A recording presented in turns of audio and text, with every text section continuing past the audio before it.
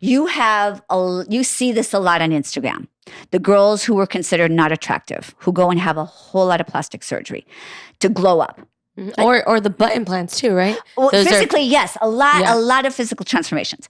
But what ends up happening is if they haven't done any inner work, no amount of exterior changing, even though you look at them, they literally look like physical perfection. I mean, everything is perfect, but it's like body dysmorphia. When they look in the mirror, they cannot see their own transformed beauty, physical beauty, because of the wounds that are inside. You have to do the healing work inside. Like I'll tell you, this is how strong it was. After I healed, like after the swelling went down and I healed, I used to look at pictures and I'd be like, who's that pretty girl right there? It didn't dawn on my mind. Like it couldn't compute. That's me. That's how I look now. It's completely different than how I looked before. And so luckily I've been spiritual my whole life. So I was able to do the healing work for myself. You knew that was the road you needed to take. Absolutely. Well, and I did. And that's how come I'm able to heal other people, is because I've been doing this myself my whole life. I've done all the work myself. You know, like I said, 45 plus years of deep, deep healing. And can I say one more thing? Please. Okay. So there's that whole aspect. It's like, but then there's this whole aspect of once you've done the internal work, once you've healed, especially I'm speaking as a 60-year young woman. Once you've done all that, if you want to do something, it's perfectly fine. Yeah. But only once you've done the inner work. Otherwise, you can do it. I mean, there's no plastic surgery police that's going to stop you, but it won't work. It won't. You'll still look in the mirror and still feel ugly because you haven't done the healing inside. What's up, everyone? You are listening to Wake Up Naked. I am your host, Esmey Leon.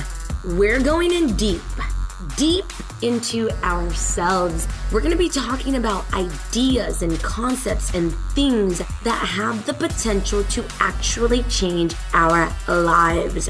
So get excited, get ready, and what are you waiting for? Come over here and get naked with me. So we're all bright lights. And I think where people get into trouble is where they begin this thing of, this happens especially when people they kind of wake up and they begin their process and they start comparing.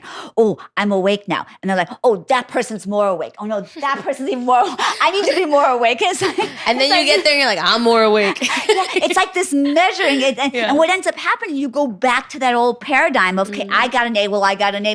Big freaking deal. It doesn't matter. It's like, it's a never-ending, ever-expanding process. And when we decide to leave this particular incarnation, this physical body that we have worked so hard on will just dissolve into the nothingness, and our soul will go on to the next iteration, our next expression, wherever we in the councils that decide, we all decide together, where we're going to contribute and play and grow and express next.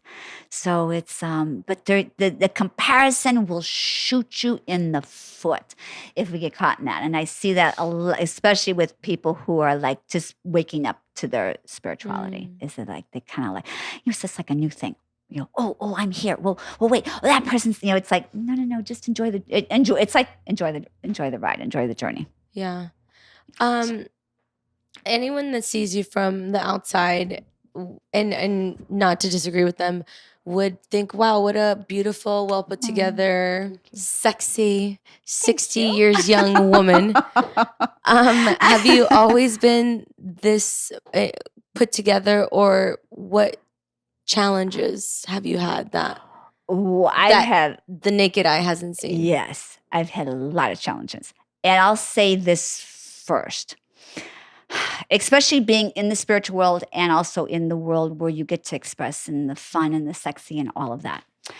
Oh my goodness. It's not an either or, like I was saying before. You can be deeply spiritual and express yourself as sexy as you want. It's like that old idea of if you're a spiritual being, you have to shun the physical body. It's not true. Well, and correct me if I'm wrong, but I feel like being sexy is part of being spiritual. Completely. Like almost like everything is spiritual. I've even heard anger is spiritual. Oh, well, because when you run your anger, well, there's a lot. I don't know in which context they were talking about it, but Dr. David Hawkins wrote a book called Power versus Force, and he talks about so we're all energy, right? Energy vibrates at either a very low frequency, anger, prejudice, all of these, low negative, and as you move up the scale to, up here, joy, love, bliss, contribution, peace, all of these up here, those vibrate at a very high frequency. So along the way, if you're in complete depression and complete, wiped out, you're at the bottom here. Anger is a step up. So of course it's good. You're beginning to move. In depression, you're like knocked out. So if you step up into your anger, you're stepping up the ladder towards your happiness. Yeah. So I don't know which context they were using it, but yeah.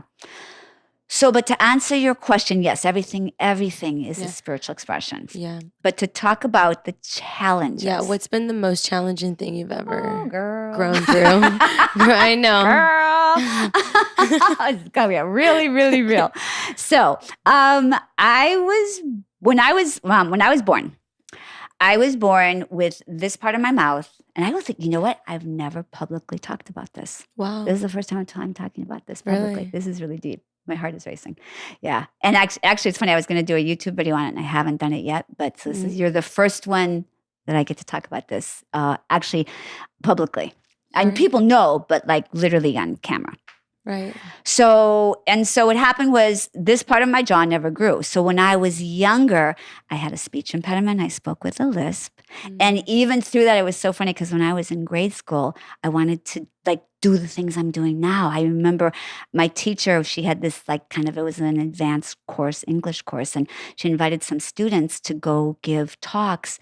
Marquette University hosted this event. And I remember, even though I had a lisp, I was these kids were teasing me, like, well, how can you go talk on stage? You have a lisp. You sound stupid. You sound silly. And I was like, I have something to say. And I don't care if I say it like this. I'm going to say it like this. And I did. I said it like that. And you went? I went, and I did. And you could either do prose, poetry, debate. And I wrote or they had this category was original oratory. And I wrote my own inspiring speech. And I wrote about how we can be extraordinary. There's something extraordinary inside each one of us. And to live the greatest version of ourselves, which is so funny. It's what I'm talking about now in my life. But... And you're the epitome of that. Yeah. But that's what I was even doing when I was younger. And I remember one of the judges, all the judges gave me it was a prize first, second, third. And they all gave me first except the one judge. He said, how can I give her first place? She has a lisp.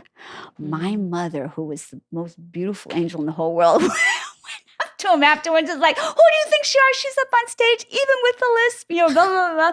And then she took me the very next day and gave me speech pathology lessons. So I learned how. But along with that, this part of my jaw didn't grow. I was missing some teeth here, which made the jaw constricted. I didn't look like anything like this growing up. The kids teased me for being ugly. I was called ugly. I was things you said, what a hot body. It's a shame you weren't so beautiful. And my mother and my sisters were stunningly beautiful. So it was, it was really painful. It was really, really painful. And so growing up, grade school, I was teased. High school, I was teased. And so I didn't come into my own until later on. But... so all that to say, that was incredibly painful. To hear things like that and to be, spoken to like that and teased and bullied and, all of these things. And then they did a reconstructive surgery to fix, I had TMJ problems because of it. And so it fixed the reconstructive surgery fixed everything. TMJ is that? TMJ is your temporomandibular joint. So the malalignment of the upper jaw, the maxilla, caused all sorts of functional problems. So in fact, when I was young, nowadays they would have done the surgery. Want to make sure they can hear your beautiful voice. Okay. Yeah. Nowadays they would have done the surgery much earlier, but it hadn't been invented yet. And so that I had it done, and it changed. It changed functional, but it also changed how I look. So I've literally been on both sides of the coin. I've been, and in fact, the beauty conversation is when I'm deeply, deeply passionate about, because it's like I've been on the side where I was really made fun of for, and called not ugly and called ugly, which was really painful Yeah. to really, really been bullied and all of that. And then, the surgery, it was a massive surgery. I mean, they literally, they dislocate your maxilla from the rest of your face, cut it up into pieces and repositioned it. They wire you shut for 4 months. 4 months I was wired 4 shut. months? No liquids, nothing but no solids at all, just liquids. Take bone grafts from your hips, iliac crest, put it behind the pterygoid plates in the back here. It was a lot. I was swollen for a year. And a year. a year. So shut for 4 months and swollen for a year. Yeah, swollen, like really swollen for several months, and then swollen for like residual swelling for a whole year. And then what happened, which was interesting, is like I look different now. People respond to me differently. All the boys that were making fun of me are all like, hello, Elizabeth. And I was like, I'm the same person.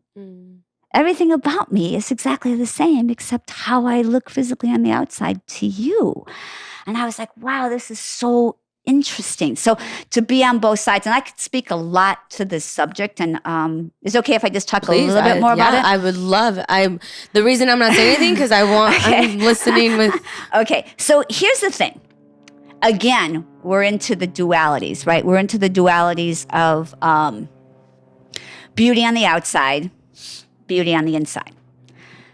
What happens is people get stuck in that duality. Some people get really, really, like, hold the whole glow up thing. Well, I guess you would say I got glowed up. I have my own glow up story. But here's what I would say. Because I've worked privately with a lot of people who've gone through similar things.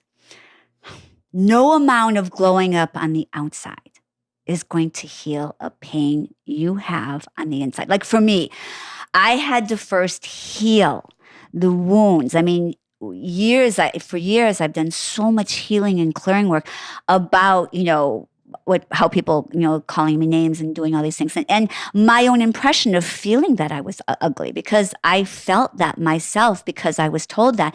So to be able to clear that energy, which is why I'm so passionate about working with, both my clients and my group coaching people. Yeah. To clear that energy, because a lot of times, let me just take this for a second. Let me step back and really outline this. You see this a lot on Instagram. The girls who were considered not attractive, who go and have a whole lot of plastic surgery to glow up. Or the butt implants too, right? Well, physically, yes, a lot of physical transformations. But what ends up happening is if they haven't done any inner work, no amount of exterior changing, even though you look at them, they literally look like physical perfection. I mean, everything is perfect, but it's like body dysmorphia. When they look in the mirror, they cannot see their own transformed beauty, physical beauty, because of the wounds that are inside. You have to do the healing work inside. Like I'll tell you, this is how strong it was. After I healed, like after the swelling went down and I healed, I used to look at pictures and I'd be like, who's that pretty girl right there? It didn't dawn on my mind. Like it couldn't compute. That's me. That's how I look now. It's completely different than how I looked before. And so luckily I've been spiritual my whole life. So I was able to do the healing work for myself. You knew that was the road you needed to take. Absolutely. Well, and I did. And that's how come I'm able to heal other people, is because I've been doing this myself my whole life. I've done all the work myself. Like I said, 45 plus years of deep, deep healing. And can I say one more thing? Please. Okay. So there's that whole aspect. It's like, but then there's this whole aspect of once you've done the internal work, once you've healed, especially I'm speaking as a 60-year young woman. Once you've done all that, if you want to do something, it's perfectly fine. Yeah. But only once you've done the inner work. Otherwise, you can do it. I mean, there's no plastic gonna surgery stop you. police that's going to stop you, but it won't work. It won't. You'll still look in the mirror and still feel ugly because you haven't done the healing inside of those voices. It's not even your own energy. That's the beauty of the work that I do. I clear other people's energy. It's other people's messages. It's those messages you got when you were a little kid or in school or growing up, or that your husband or boyfriend or someone or ex told you that you weren't good enough or you weren't deserving or whatever that message was. Those are sitting there in the subconscious. And when we can go and clear those, now we can look in the mirror, no matter what we're looking at, and say, yes, I'm beautiful, I'm deserving, I'm worthy, and I'm here to make whatever difference it is you're here to make. Yeah, so they're both super powerful and so important. And both of them are important. It's like, it's okay to do, it's okay to work on yourself and improve all aspects. But, because I get this question asked a lot, Dr. Elizabeth, and, what do you think about plastic surgery? What do you think about all these things? And so it's it's a big conversation. Yeah. And to your point, what I've always thought is it's not what you do, it's why you do it. Absolutely. And that's what you're nailing right now beautifully. It's exactly. Why are you doing it? And to take it a step further, no matter, even if the why is to say F you to everybody who is mean to you, you're still not going to have peace in your soul. But if you can heal all of the woundings of everybody telling you all these things and clear that, now you can actually just go and do it. You don't have to say F you to anybody else who is teasing you.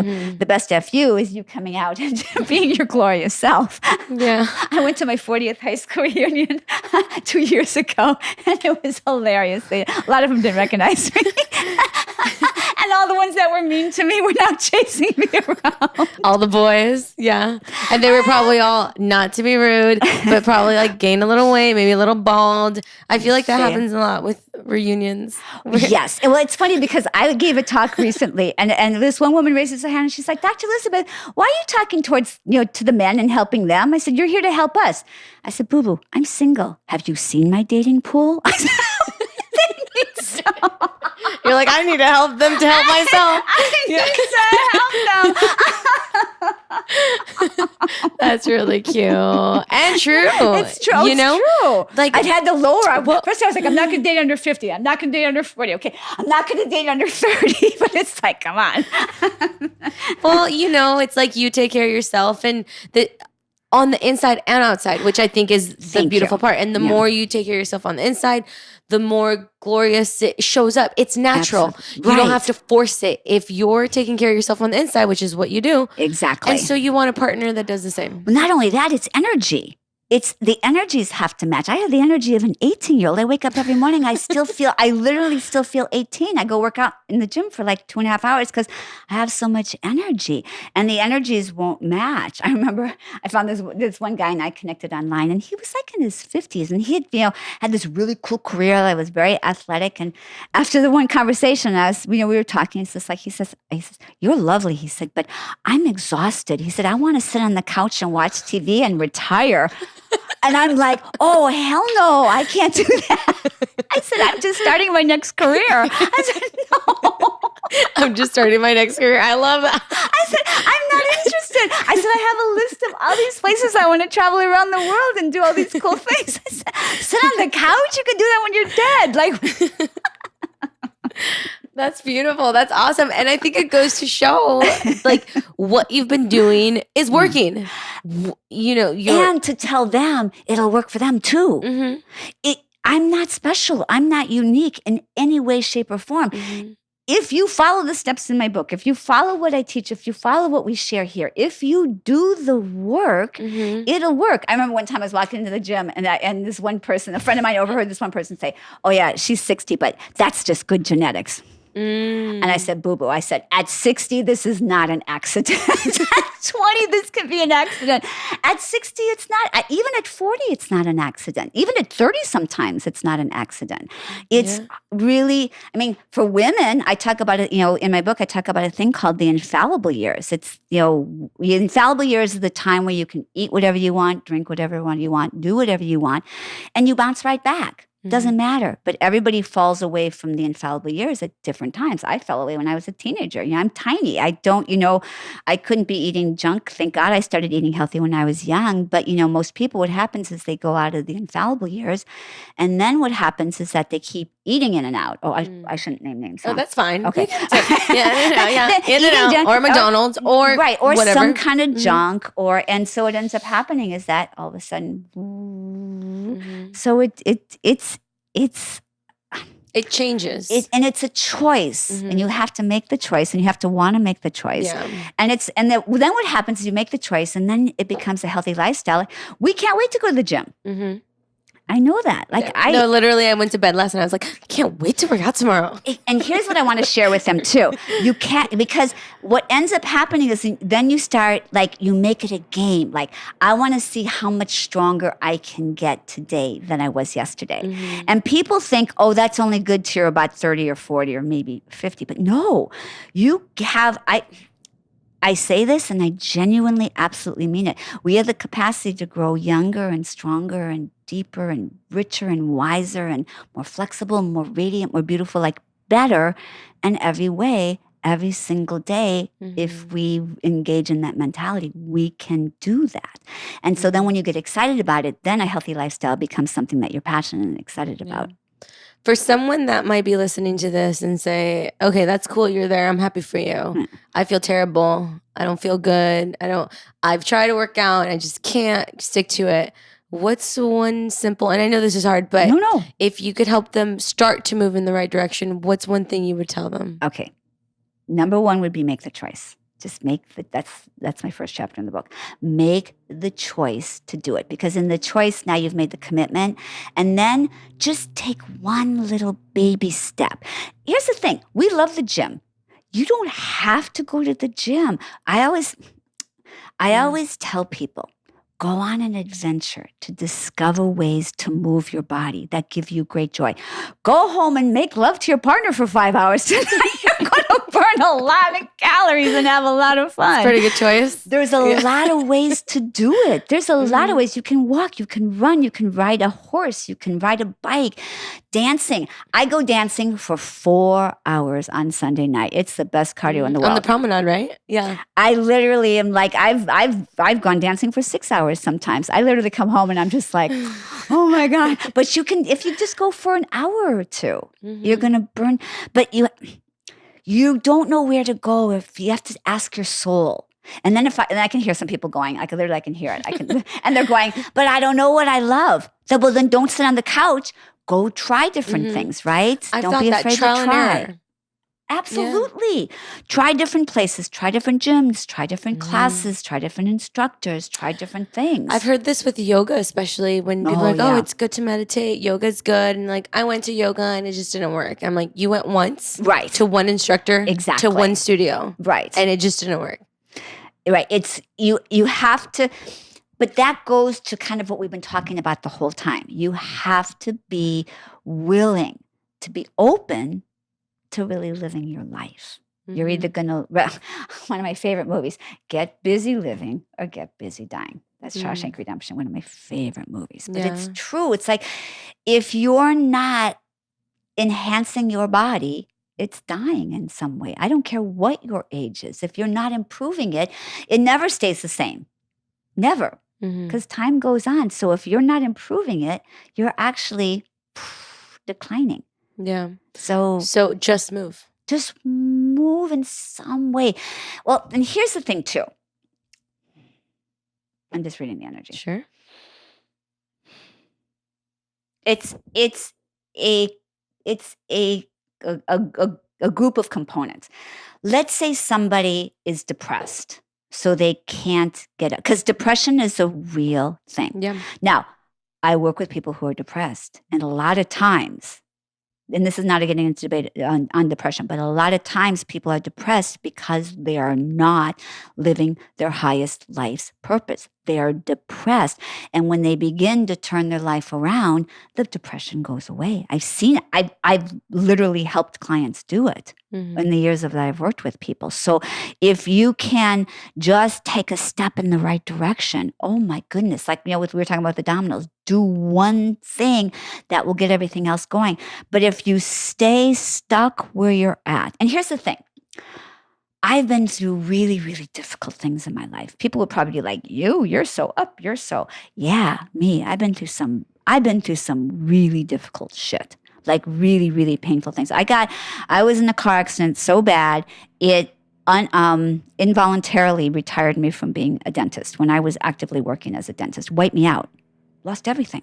I lost everything. I couldn't walk. I couldn't do every day. I was like, okay, I can go back to work next week. I can go back. And it was a neck injury, which caused numbness in my fingers. I'm left-handed. I had to literally reinvent myself. How long was it before you could walk again? It was before I could get out of bed and not be in pain. It was a couple of weeks. And then it was just getting up to go to the bathroom. Was painful. And then after I healed from that, it was getting up and walking. I would live in an apartment complex, getting up and walking down the hallway and back and try not to be in pain. And after several months, my excitement after being at Gold's Gym now and dancing, I was dancing. I was making my living as a dancer and as a dentist at the time. And everything stopped.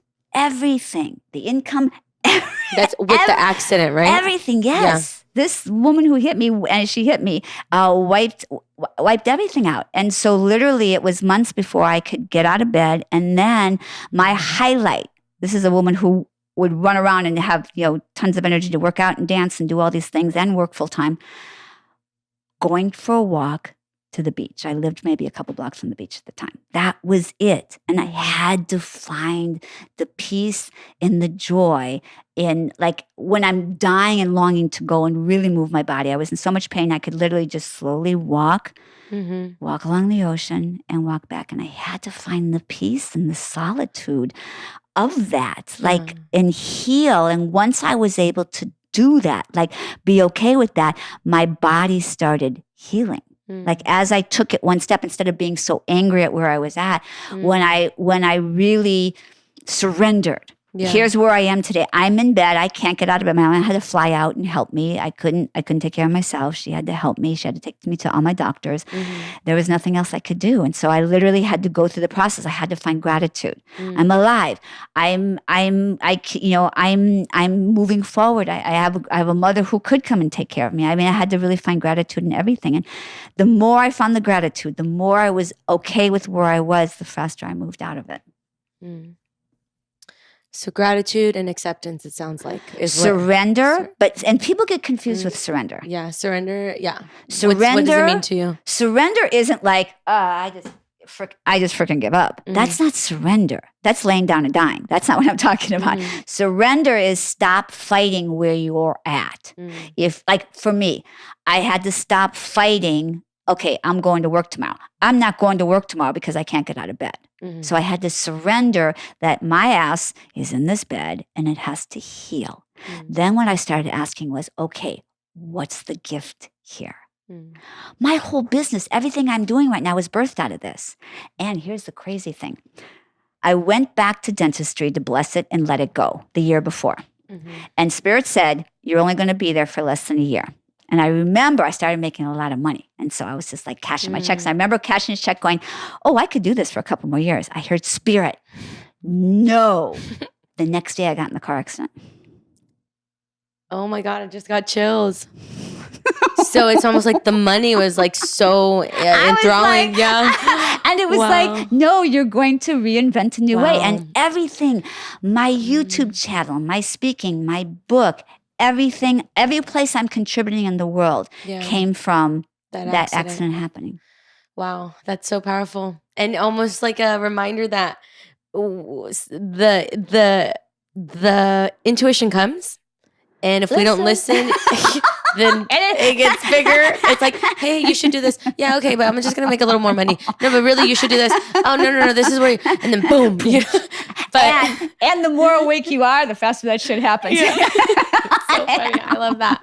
Well, for the sake of time, Elizabeth, this has been, we could talk for hours. I know. I have one final question for you. But before that, I had mentioned that I've been asking you away. Right. So if you have a question for me, now's your time. But if not, we move forward. Okay. I was thinking, I actually have a couple. Let's see what I want to ask you. You can ask me one. I know. Okay. Okay. What does it mean for you to wake up naked?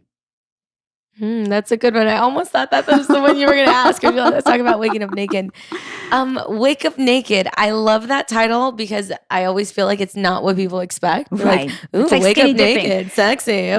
Right. I'm like, no, dude. I'm talking about your soul. Right. For me, I think just waking up raw and waking up to who you are authentically. Like wake up naked means you are like your soul is naked and you're just showing it to the world without having to hide anything. And for me, I spent so many years in shame that I will spend the rest of my life just really coming back to my authentic self and being shameless. There's so much freedom in that, isn't there?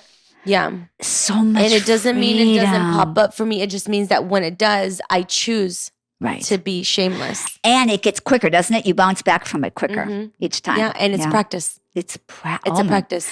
And I get what you're saying about the shame. I get it. Oh, I love that. Yeah, so that's what it means beautiful. to me. That's a great question. I love that. Now, my final question to you. Okay. Why do you think we're here? What do you think is the purpose of life and all of this? And you have 1 minute and 50 seconds. Actually, you have 1 minute. Go. Why we are here. Okay. The main reason we are here to express our soul's purpose, to live to our greatest potential, to be the greatest expression of ourselves, to live as joyfully, happily, with as much love, and to contribute as much of your divine, magnificent, unique combination of gifts and talents to the world as possible, so that when you have left this incarnation, you have made it a miraculously better place than when you arrived. Wow. I love that. I did it. I love that. You did it. You did it. Well, let's high five to you. And as we wrap up here, I just want to say, if you haven't heard it recently, I'm sure you have, but from my heart to yours, I'm so proud of you. Aww. I'm so proud of you for never quitting. I'm so proud of you for showing up fully. I'm so proud of you for choosing to be an example and for showing us a different way. Because aging to so many people could just mean, you know, what society has taught us, and you're getting old, and it's normal to get old and lose energy. And you are the complete opposite of that. I want to thank you for being a rebel. I want to just say, yeah, I'm so proud that you've chosen to rise. And I just appreciate all of you. Your beauty on the outside, everyone can see, but I'm feeling your inner beauty, and that's what I'm going to take with me forever and ever. So thank you. Thank you. Well, first of all, thank you for saying that. It means the world to me. It really, really does. Hey, thank you so much for tuning in. I hope that you got as much out of that as I did. If you have not hit the subscribe button, make sure to go back and hit subscribe and keep coming back. Team, we are going to the top, and I will see you there. I'm out.